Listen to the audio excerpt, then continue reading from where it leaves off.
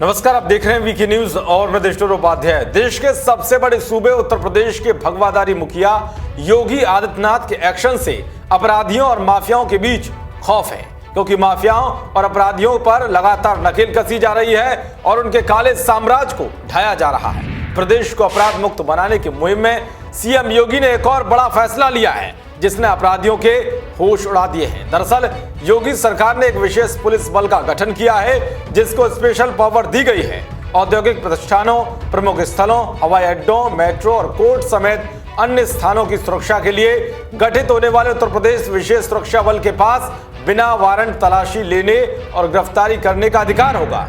यानी कि तलाशी वारंट इश्यू करने में लगने वाले वक्त के दरमियान अपराधी भाग सकता है या अपराध के साक्ष्य मिटा सकता है। ऐसी स्थिति में स्पेशल सिक्योरिटी फोर्स उस अपराधी को गिरफ्तार कर सकती है। इतना ही नहीं, तत्काल अपराधी की संपत्ति और उसके घर की तलाशी भी लेने की पावर होगी। Uttar Pradesh special security force के नाम से गठित इस नई फोर्स का नेतृत्व एडीजी स्तर का अधिकारी करेगा।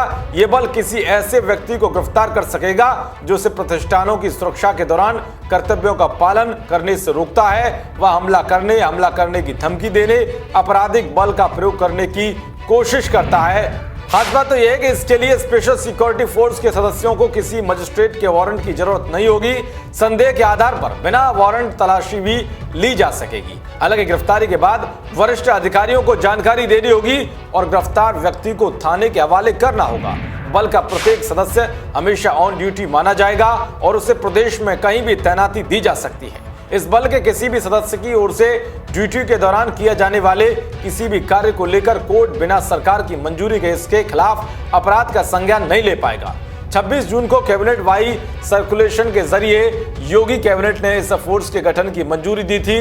अपर मुख्य सचिव गृह अवनीश अवस्थी ने बताया है कि विशेष सुरक्षा बल गठित करने का आदेश जारी हो गया है।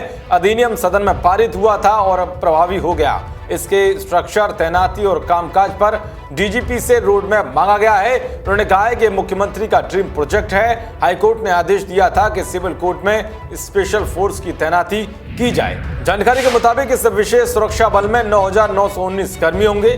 शुरुआत में इसकी 5 बटालियन होंगी, जिस पर एक साल में 1,747 करोड़ रुपए खर्च होगा। पीएससी का इंफ्रास्ट्रक्चर भी इसमें शेयर किया जाएगा। विशेष सुरक्षा बल के गठन के सिलसिले में 3 दिन के अंदर कार्य योजना मुहैया कराने, इस बल के संचालन के लिए पदों के प्रस्ताव 7 दिन के अंदर उपलब्ध कराने और 3 महीने के अंदर इस बल के पहले चरण को शुरू करने के सुझाव दिए जाने के निर्देश जारी किए गए हैं। तो वह पीएससी को पिछले महीने ही 17,000 सिपाही, नए सिपाही मिल गए हैं। इन सिपाहियों की ट्रेनिंग पूरी हो गई है। इन सिपाहियों की भर्ती नागरिक पुलिस और पीएससी में सिपाहियों की कुल 41,520 पदों में शामिल थी।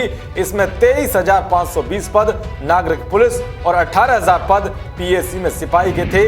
इन पदों पर भर्ती का विज्ञापन साल 2018 में जारी किया गया था। इससे साफ है कि प्रदेश की सुरक्षा को लेकर सीएम योगी काफी सख्त हैं।